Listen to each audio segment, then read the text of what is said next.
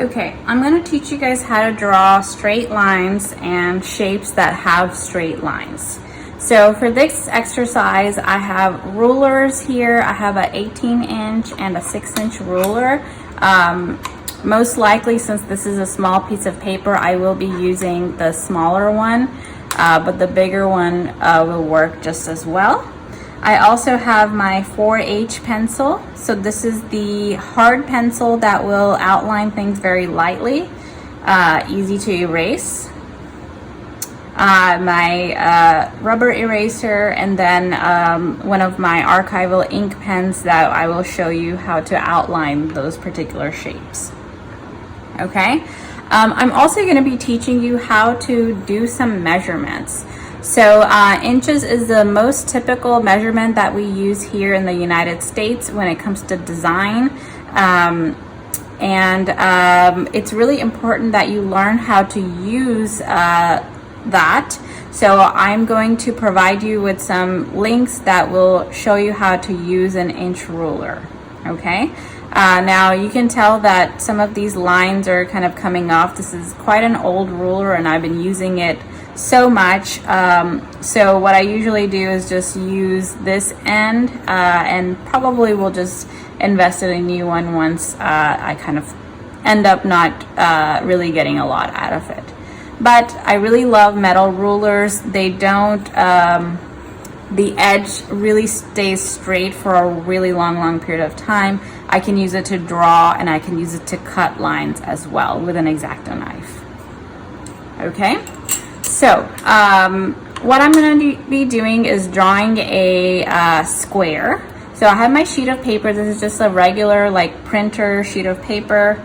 And what I want to do is create a box here and another box here, and I'm going to try to keep it like central. So it's going to be maybe like an inch off of the top and the bottom. So I'm going to show you how to kind of measure and align everything. And this will really come in handy when you're creating some templates, creating layouts and things like that. Okay, so the first thing I want to do is mark off the first end. So what I'm going to do is make sure I am completely lined up on this side on the 0 mark. Okay, and then make like a little tick mark on the 1-inch mark. And I'm going to do the same on both sides. So as you know, a line is defined by 2 points in space. So you really need 2 points to know where a line is going through. If you just have 1 point, then you don't know the actual angle of it. You may be drawing it like this or like this, but this way you know that you're drawing a parallel line to this line right here. Okay, so I'm gonna grab my ruler. I'm going to try to do this the best way that I can. Okay, and what I like to do is use a pencil as a guide and sort of push the ruler against it.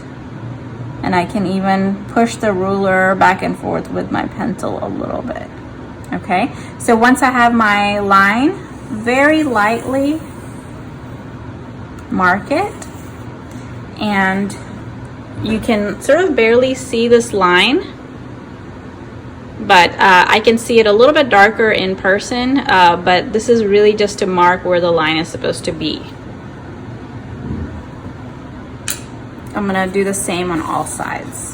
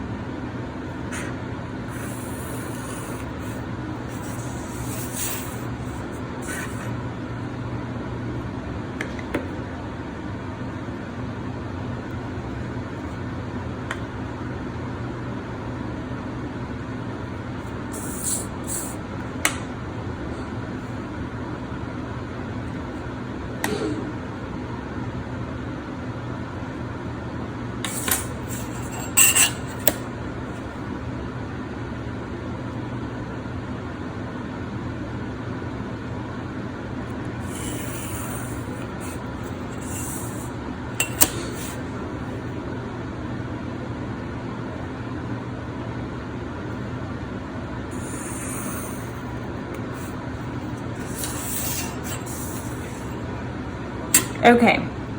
I also forgot to mention that whenever you're drawing a line, you want to put most of your weight on the ruler so that it doesn't move, and make sure that you're holding your pencil really lightly and pushed against the ruler.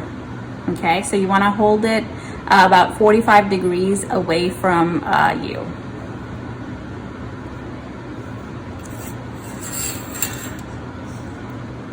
Okay, so now that I have my general rectangle and it's offset 1 inch from the edges, so that's what offset means, that you're creating a parallel line based on an existing line. Okay, now what I want to do is I want to split this rectangle into 2 rectangles. That way I have identical rectangles on both sides with a space in the middle. Okay, so the first thing you want to do is mark off the central point between these. And so this is where a little bit of math and learning how to use the inch ruler comes in.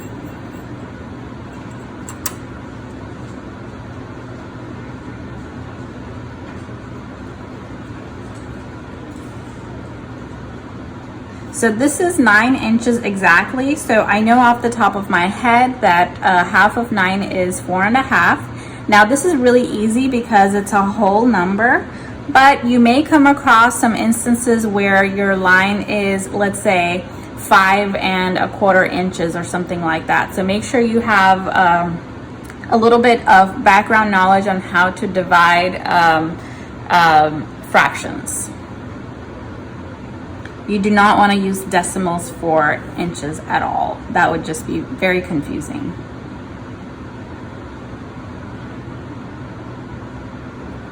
So here I am marking off the center.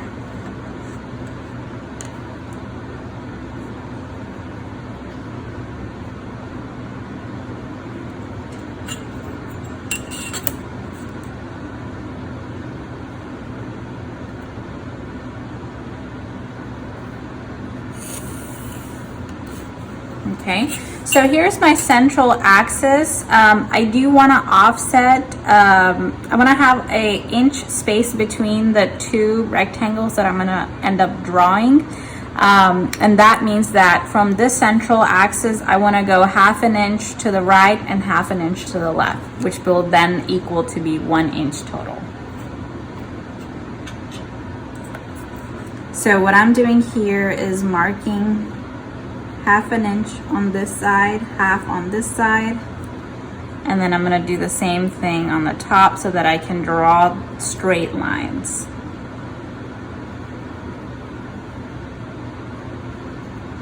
You want to make sure that your pencil is pretty sharp, not so sharp that it breaks, but sharp enough that you get like a really precise marking. And you want to mark it as precisely as you can. So wherever the inch mark is, you really want to match up exactly as much as you can. If it's off even just a little bit, you may not think it's a big deal, but when you're starting to draw those lines, it all adds up and ends up looking really off. So you'll be able to tell with your eye that, oh my gosh, this looks totally off. So this is the exact reason why we draw really, really light, because you can definitely fix your mistakes.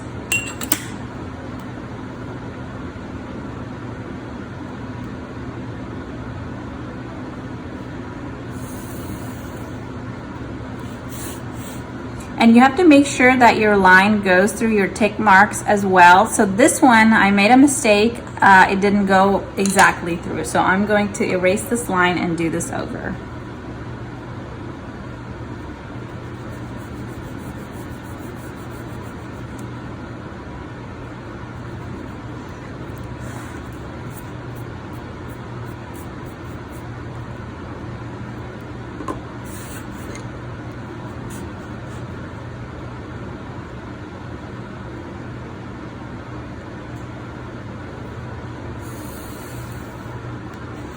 All right, much better.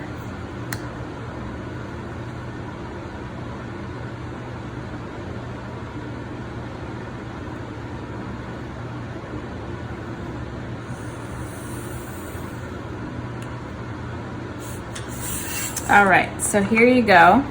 So here is my template. What I can do is now go in with my pen and draw these rectangles. All right, so I've got my pen, I've got my ruler, and I'm gonna just draw. Okay, so this is really tricky because you really get one go at it. So you really wanna practice on a separate piece of paper how to draw some straight lines. Whenever you're drawing with the help of a ruler, a protractor, anything like that, you really have to be careful about the thickness of your pen. So when I put my pen next to the ruler, the line will not actually be exactly right up against the ruler. There's a little space between that because of the metal edge. This will even happen with a pencil because the point may not be exactly touching the ruler. And you actually don't want ink to touch your ruler because then the ink will get underneath the ruler and create all kinds of problems. So you want to make sure that you sort of play around and figure out what the tolerance is so that when you're doing your final work, you make up for it. So that means you may have to hold your ruler like very, very, very, very slightly off the line.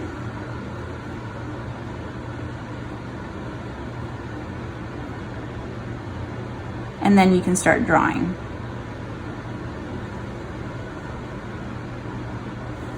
I may go over it twice. This is sort of an older pen.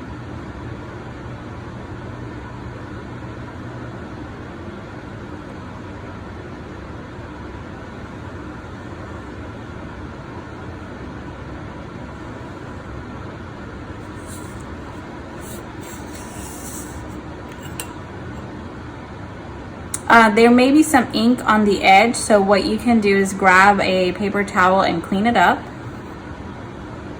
So you can see that there is some ink on the edge.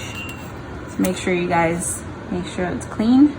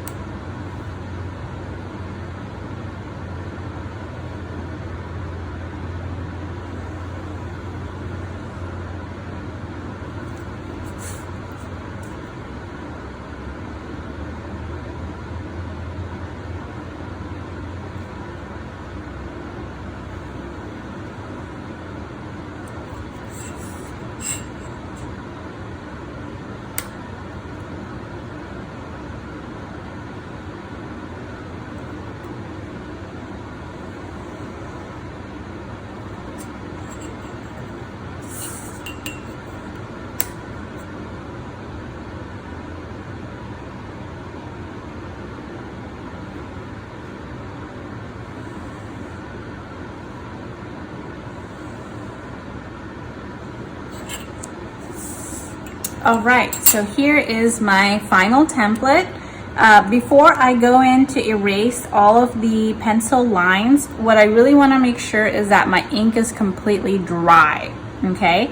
And one thing that really helps is getting like a little clean brush. It could be like a paint brush or a makeup brush or some sort of like a drafting brush. So that whenever you're erasing all the little residual like dust that you get, you can just brush it off, as opposed to using your hands, because your hands always have a little bit of oil, things like that, that can smudge your ink and smudge the paper. Okay, so I'm gonna wait for this to dry and then I'll erase the lines. And I'm going to show you a little bit of detail that I think sometimes it's okay to use. So if you notice the edges here, I have created like, I've kind of gone a little beyond where I needed to. So what I like is, I like this better than not reaching that point exactly. So what this does, it creates like a really sharp edge as opposed to like an incomplete edge where like the 2 points aren't even meeting. So I definitely prefer this more than, you know, 2 points that don't exactly meet but look like they should be meeting.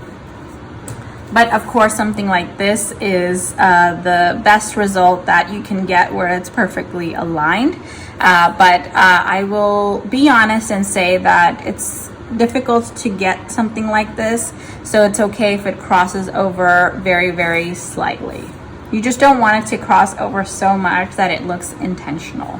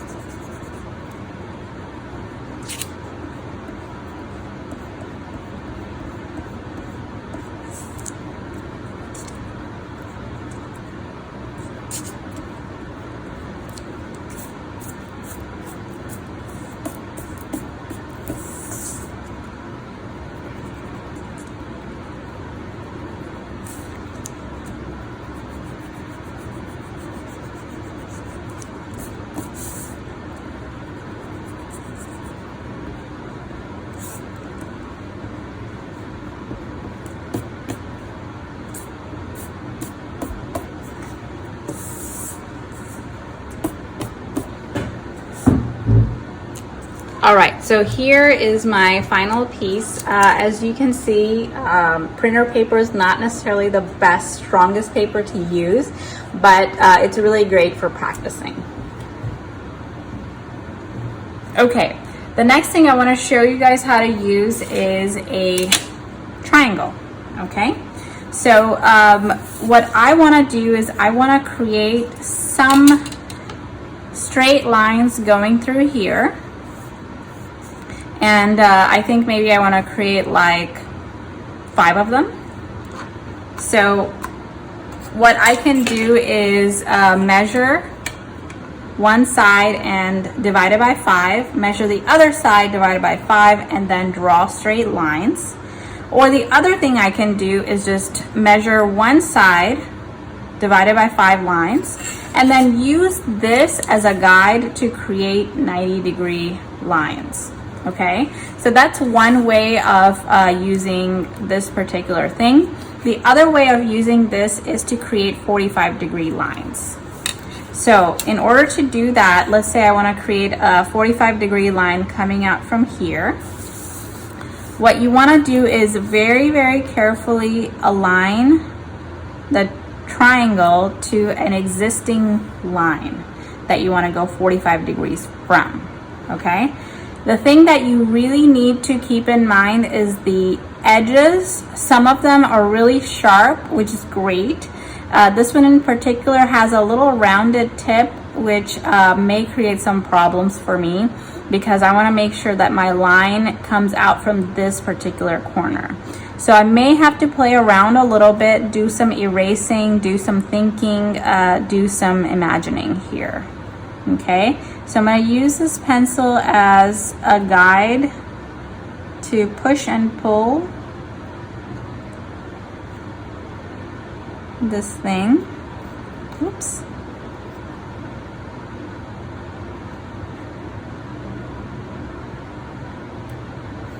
And then it doesn't really look aligned, so I'm going to scoosh this down a little bit more. And then try it again. And then very lightly draw my 45-degree line. Okay. Now I can go in with my ruler, or I can use this as a straight edge to make sure that it touches this corner right here.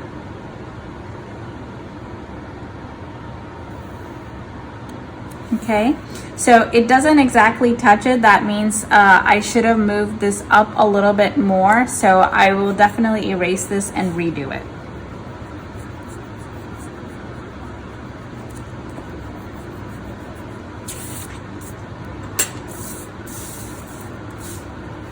So if you do have a sharper tip, you're very, very lucky.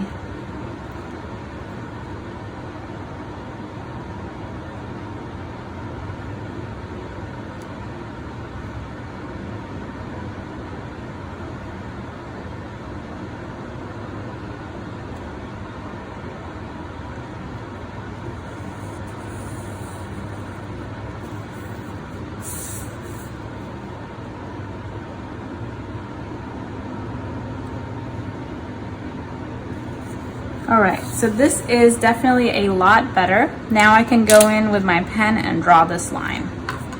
Okay, so the other way of drawing a 45-degree angle or any sort of angle is by using a protractor.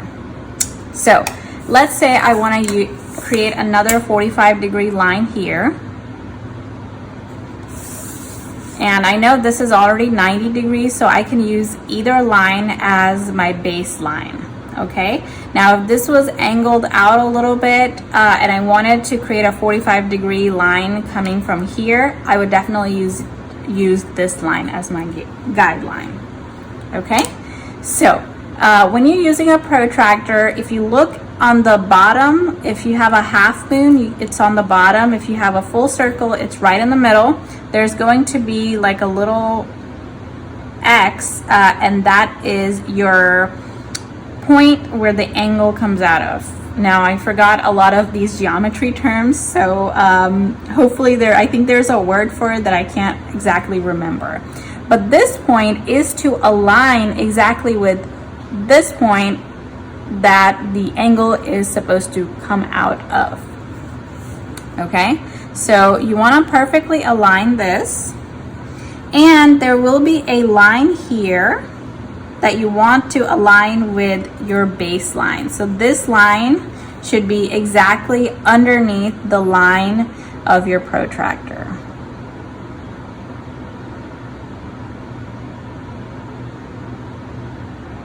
So spend a little bit of time here aligning that. Okay, so from here, I'm going to draw my 45-degree line. Okay, so 45 is over here. And then all I need to do is add 90 to it, and that's gonna give me 225, I believe. Okay, so here's 220, here is 230. I'm sorry, 135. So here's 130, here's 140. So I'm gonna draw a little tick mark right in the middle. So this line is right in the middle. So here's my little tick mark. Okay. Now I can use my ruler and use these 2 points to create my line.